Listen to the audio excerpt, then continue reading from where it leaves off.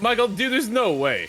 This I can't believe this. The day before Dev returns with Fntastic 2.0 and a new Kickstarter campaign. You gotta be out of your mind. Grant Taylor Hill over at Insider Gaming. I bet you didn't see this coming. No, nope, absolutely not. In December of 2023, the day before, a long-awaited, highly anticipated survival shooter was released by Fntastic after years of development and quickly turned out to be nothing short of a scam. With the game launching in the miserable state, after which Fntastic pulled it offline and shut the studio down. Dude, they shut the studio down. Now, almost a year since the studio disappeared, the team is back with Fntastic 2.0. Dude, unbelievable. In a shocking post on social media, the Fntastic team returned, stating that everyone deserves a second chance.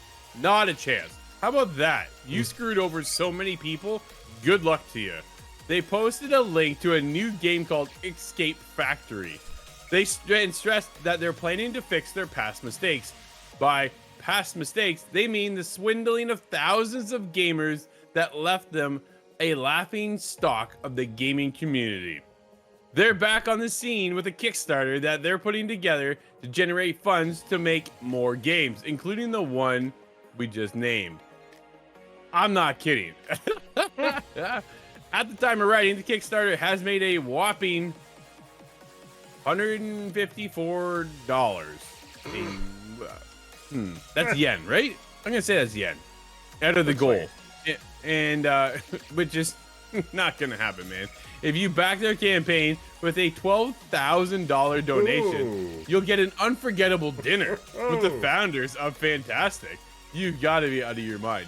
This is the most laughable thing I've seen in years. They're actually saying that they need the community's help if they're going to revive Fntastic, and they even published a white paper outlining their desire to change.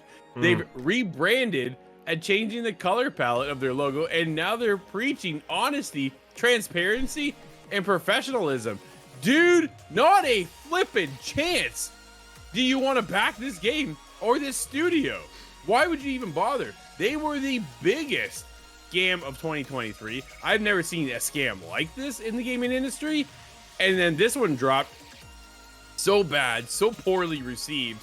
And it was just a rip-off studio of everybody else's games, to the point where they even got into the point where breaking down the trailer, you could see the muzzle flash become a JPEG image. It was just an image on screen. Like, that was horrible. Horrible. They got lit up, to say the least. And then I saw this drop last night on Twitter, and I thought, there's no way. And sure enough, the comments of people, like, you can imagine. I'll just leave it for that. Michael, why would they even bother? Because they think it, they think it's free money, Drew. We see it all the time, unfortunately.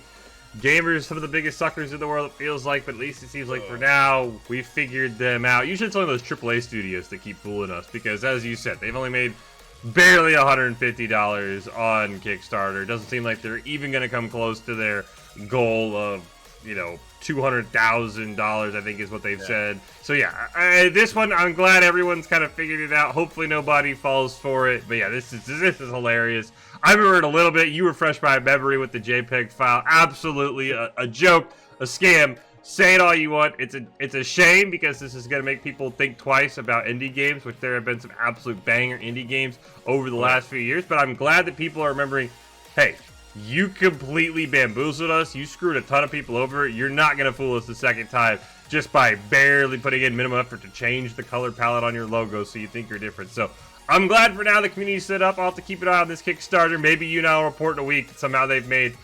$10,000 and somebody's fallen for it. I hope not. But I'm glad the gaming community's like, yeah, no, you're not gonna do this again. No, dude, their Twitter page just got lit up, and they were responding too. We know we made a mistake. We know we did things wrong. We know, but if you knew back then, you just should have done it, and you wouldn't be in this state you're in, right? The game would have been probably delayed, honestly, because it should have been delayed. It's just in such a weird circumstance to see this game come back, or the studio come back and try to make another game. They should have been hidden under another brand altogether and say, hey, we're a new studio. We're going to make this game. Come and support us over here. That not this. Because who wants to support this company now after getting screwed over so badly from the last experience you had with that team, right? Like, it's one of those things, you get a bad game and you go, okay, maybe the studio can kind of bounce back. You get completely scammed over the way we did in the industry and the gamers, dude, not a chance. Not a chance. They just turned into a laughing stock of the industry.